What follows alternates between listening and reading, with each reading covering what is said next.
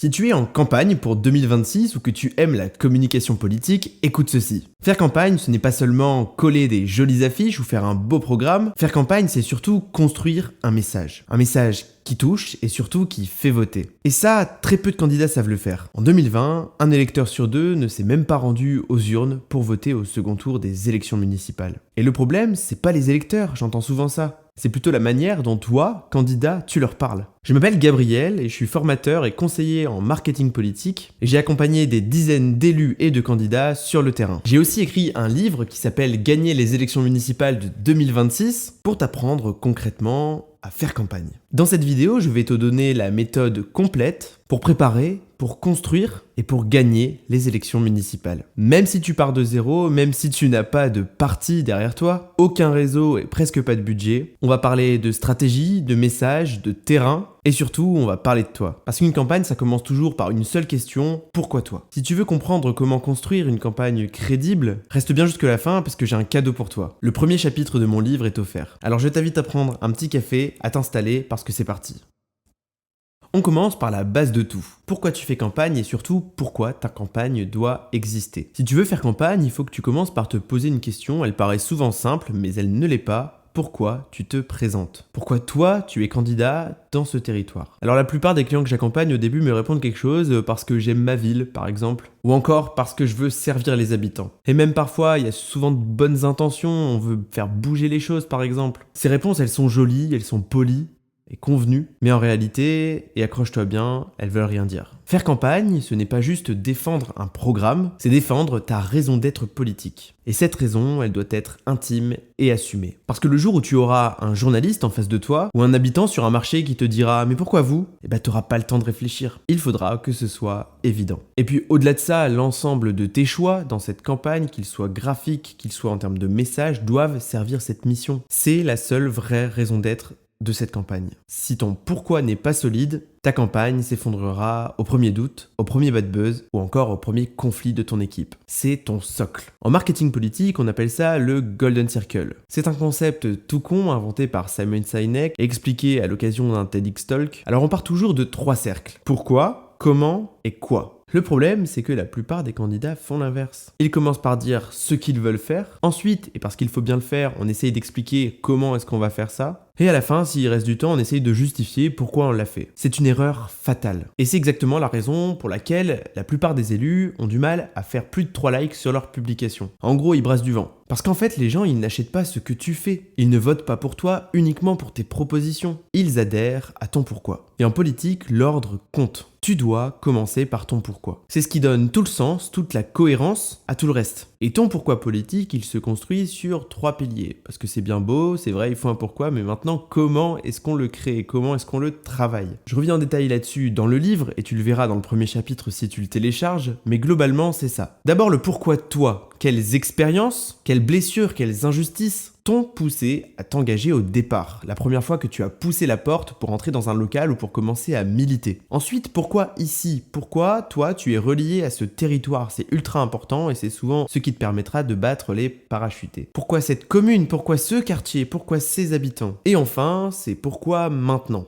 Pourquoi est-ce maintenant le bon moment? Qu'est-ce qui rend ta candidature nécessaire aujourd'hui? Pas dans 10 ans, pas hier, maintenant. Ce triple pourquoi est un point d'ancrage dans la construction de ta campagne. Tout ce que tu feras ensuite, ton message, tes affiches, tes flyers, tes clips de campagne, ton site internet, tes réseaux sociaux doivent en découler. Parce qu'une campagne sans ce pourquoi, c'est comme une maison sans fondation. Ça peut être joli à regarder, mais au premier coup de vent, ça s'effondre.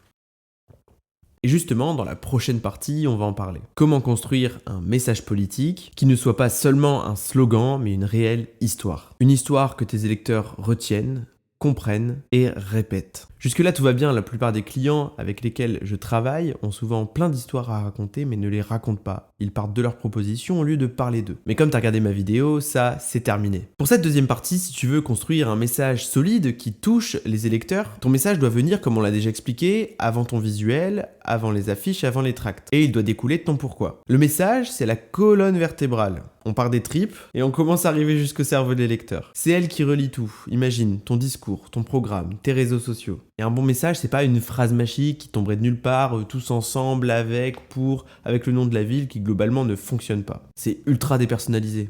Non, un bon message, c'est une tension. Il faut que ton message porte une transformation crédible au quotidien réel des gens. Une raison de croire que ta victoire changera quelque chose de concret dans le quotidien. Justement, j'ai consacré l'intégralité de ma première formation en ligne au copywriting politique, à l'art de construire ce message justement. Si ça t'intéresse, c'est dispo en description. Ce que je peux te dire maintenant, ici dans cette vidéo déjà, c'est qu'un bon message, il doit être court, il doit raconter une histoire et il doit véhiculer une émotion. Si tu dis « je veux redonner du pouvoir aux habitants », mais que ton tract parle d'aménagement urbain. Ton message, il s'effondre. Le fond doit se lire dans chaque phrase. Et la forme doit simplement le servir, pas le remplacer. Si tu veux aller plus loin sur cette question, tu as la formation. Mais pas seulement, j'y consacre aussi un chapitre complet dans mon livre. Celui où je t'explique comment transformer tes idées en un message clair et cohérent. Que ce soit dans la formation ou dans le livre, je m'appuie sur des méthodes que j'ai créées. D'abord la méthode Police, qui est vraiment la direction que prend ton message, et ensuite les 13 marches du message politique, qui est presque un template. C'est en gros la trame idéale de ton message politique. Maintenant que tu as tout ça, on peut passer à une nouvelle partie, et pas des moindres. Tu veux savoir pourquoi la plupart des campagnes locales, notamment, échouent. C'est pas parce qu'elles manquent d'idées, c'est pas parce qu'elles manquent de programme, encore une fois, c'est parce qu'elle manque de structure. C'est comme partir en mer sans boussole, je m'y risquerai pas. Tu peux avoir un bon bateau, une belle équipe, mais si tu ne sais pas où tu vas, tu ne reviendras jamais. Une campagne, ça ne se résume pas à faire plein de posts Facebook, plein de tracts et se dire c'est bon, j'ai fait la campagne. C'est créer un écosystème à 360 degrés qui relie la presse, le terrain, les réseaux sociaux parce que c'est important. Chaque action doit avoir un objectif. Chaque message doit avoir son canal et chaque canal doit servir ton pourquoi politique. Tu ne peux pas juste parler de tout, partout, pour tout le monde. Il faut orchestrer. Et ça, c'est de la stratégie de campagne. Je vois trop souvent de campagnes où le candidat fait tout lui-même. Faut arrêter ça. Il fait les posts, il gère les mails, il va sur le terrain et il finit par s'épuiser avant même le mois de septembre. Et pourtant, les élections sont en mars. Une campagne, c'est pas une performance solo, c'est un système. Et si tu veux gagner, tu dois déléguer, tu dois planifier et du coup anticiper tout ça. En gros, tu dois savoir quoi faire, quand faire et comment le faire. Tout ça bien sûr en sachant déjà pourquoi tu le fais parce que tu as regardé la première partie de la vidéo. Pareil, si tu veux aller plus loin sur le sujet, j'ai consacré un chapitre déjà pour bien entrer dans la matière dans le livre. Et c'est aussi le sujet de ma prochaine formation en ligne sur le plan marketing qui t'apprendra à l'écrire de A à Z et ça sort début décembre. Parce qu'une fois que ton plan est prêt, il ne te reste plus qu'à faire une chose, sortir de ton bureau. Aller sur le terrain. Et c'est ce qu'on va voir maintenant. Comment occuper le terrain intelligemment, sans tomber dans les vieilles recettes des années 80, et au contraire n'y croire que TikTok remplacera ta campagne de terrain. Dans cette partie sur le terrain, je vais déjà commencer par casser des mythes. On entend souvent que les marchés, donner des tracts, c'est dépassé. Que toutes les campagnes, elles se jouent sur TikTok, parce qu'il faut toucher les jeunes, ou alors qu'on peut manipuler tous les lectorats grâce à la data, un peu comme dans un film de science-fiction. Et je suis au regret de te dire que non. Le terrain doit quand même rester ta priorité. C'est ce qui reste quand tout le reste s'effondre. Imagine un monde où tu n'as plus rien. Plus de réseaux sociaux, plus de data, même plus d'équipe. Si tu veux gagner une élection, tu dois rencontrer des gens et taper à des portes. Chaque action que tu fais doit servir une seule chose, et c'est de te mettre en contact avec le plus d'électeurs possible. Et encore mieux des électeurs qui peuvent potentiellement voter pour toi. Alors oui, aucun algorithme remplacera une poignée de main, un regard, une discussion sur un marché. Au-delà de ça, le terrain, c'est ce qui transforme ton électeur en vrai soutien. Donc tout ça, c'est le cœur de la relation politique. Surtout si t'as une ville de moins de 10 000 habitants. En 6 mois, d'aller taper à toutes les portes, c'est vite fait. Alors que si t'as 50 000 abonnés sur Instagram, mais aucun dans ton village, ça sert absolument à rien. Non, dans une ville de 1000 habitants, t'as besoin de 501 habitants.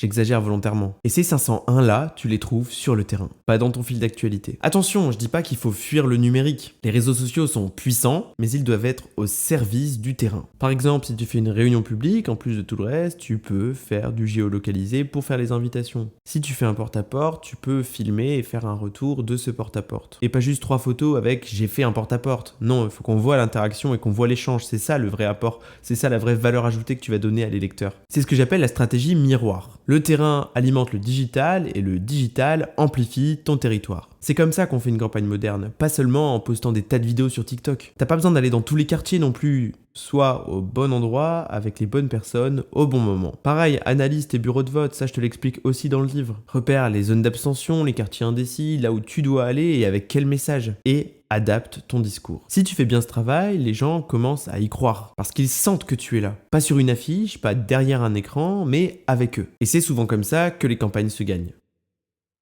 Dans la dernière partie, on va parler de la suite. Parce que gagner, ce n'est pas la fin d'une campagne. C'est le début de ton mandat. Beaucoup de candidats pensent que la victoire, c'est le moment d'arrêter la campagne. C'est le sommet. En réalité, c'est le point de départ. Parce que le jour où tu es élu, les candidats ne t'écoutent plus comme avant. Ils t'observent. Et ce que tu avais promis pendant la campagne doit maintenant se transformer en preuve visuelle pour les électeurs. La politique locale, c'est le seul endroit où ça existe encore. Quand tu gagnes, tu deviens le visage de tes idées. Tu portes une responsabilité plus qu'un titre. Et c'est là que ton pourquoi politique reprend tout son sens. Si tu t'es présenté pour les bonnes raisons, ton mandat sera alors une continuité. Et si tu t'es présenté pour les mauvaises, ta victoire deviendra une prison. Faire campagne, ce n'est pas juste chercher à gagner, c'est chercher à mériter la victoire. Et si tu veux apprendre à construire tout ça, n'oublie pas que je t'explique tout ça dans mon livre, dont le lien est en description. On arrive déjà à la fin de cette vidéo. Si elle t'a aidé, n'hésite pas à t'abonner à la chaîne, parce que je publie bientôt d'autres vidéos pour t'aider à construire ta campagne. Et souviens-toi d'une chose, une campagne, c'est pas une course de vitesse, c'est une histoire de sens et de pourquoi. À très vite.